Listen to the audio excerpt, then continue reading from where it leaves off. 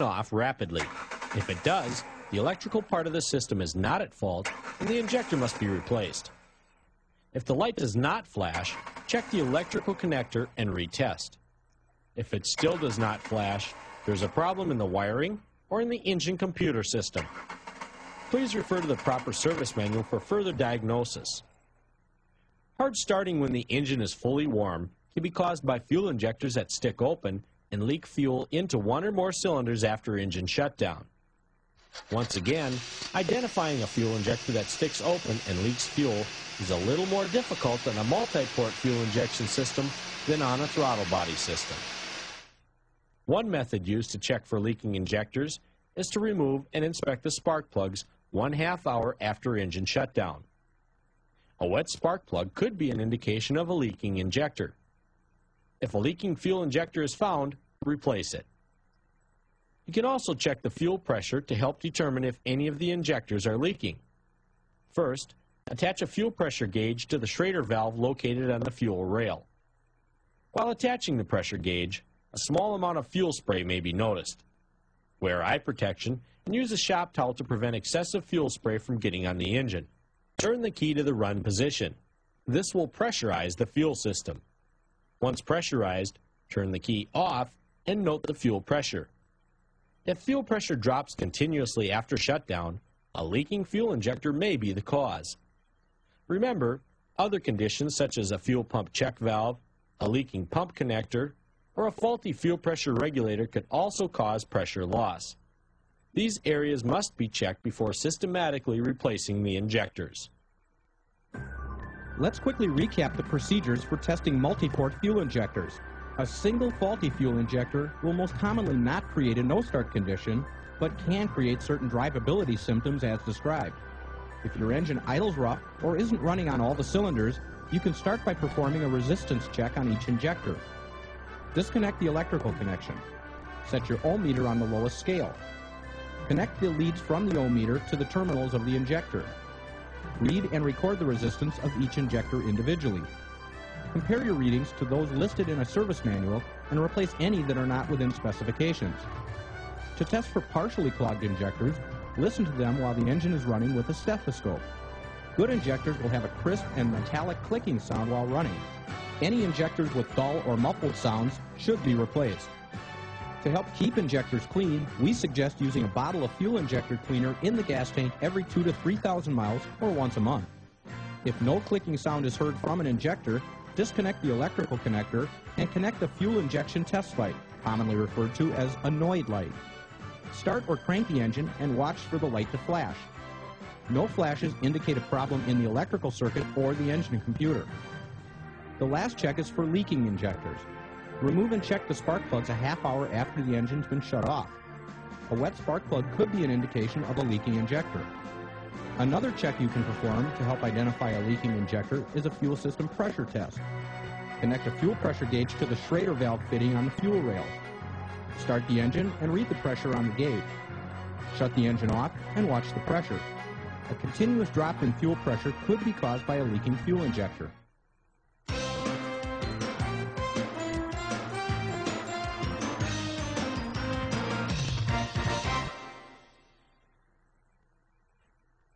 The items you will need to replace multi-port fuel injectors include a 3/8 drive socket set, a standard and metric wrench set, a set of screwdrivers, a service manual, such as a Haynes for your particular vehicle, and the correct replacement fuel injectors.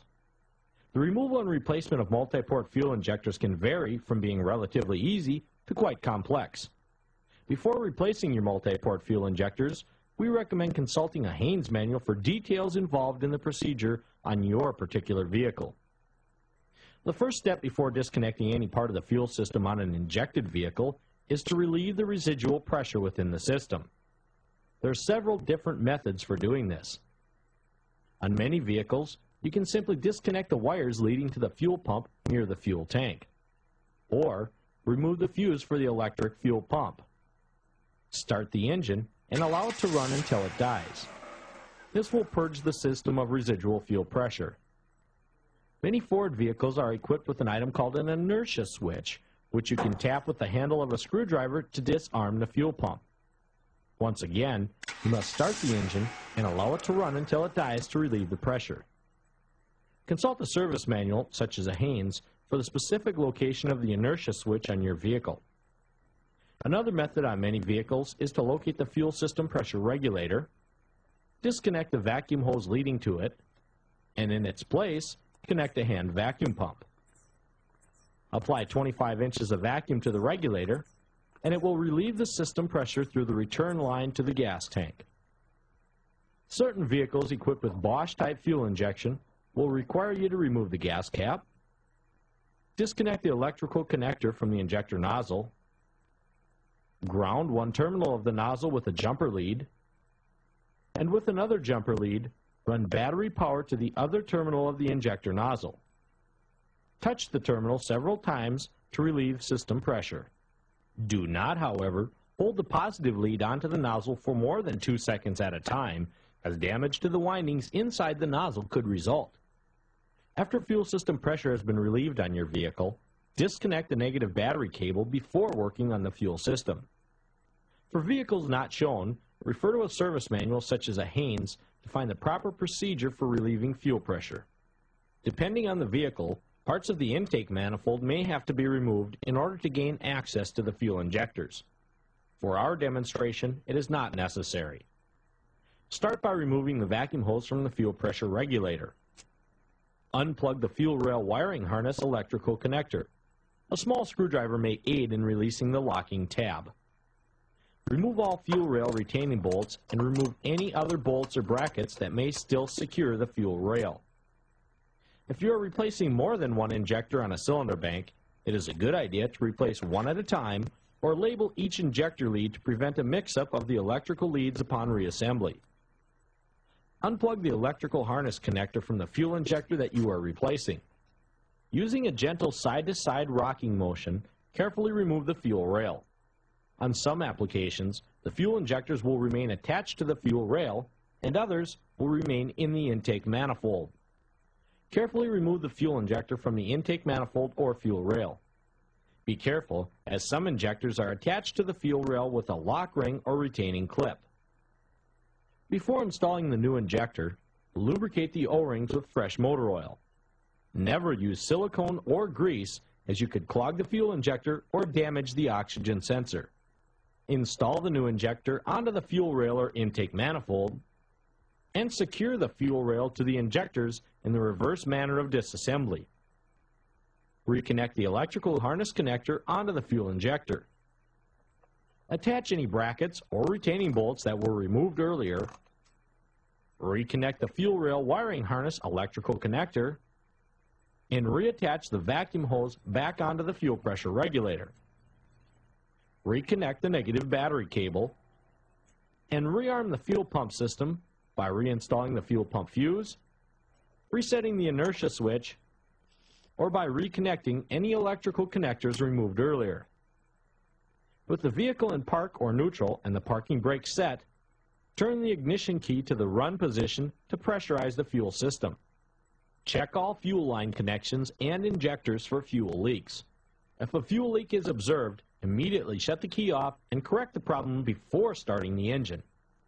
If no fuel leaks are present, start the engine and test drive the vehicle to be sure of correct operation. Let's briefly recap the procedures involved in replacing your multi-port fuel injectors. As always, the first step whenever working on a fuel injection system is to relieve the residual pressure within the system. Disconnect the negative battery cable. Continue by removing any electrical connections, bolts, or brackets that are attached to the fuel rail. Using a gentle side-to-side rocking motion, lift up on the fuel rail. Be careful not to dislodge any of the injector nozzles from it. Label the position of the electrical connections before disconnecting them. Disconnect the electrical connector from the injector. Release the locking ring or retaining clip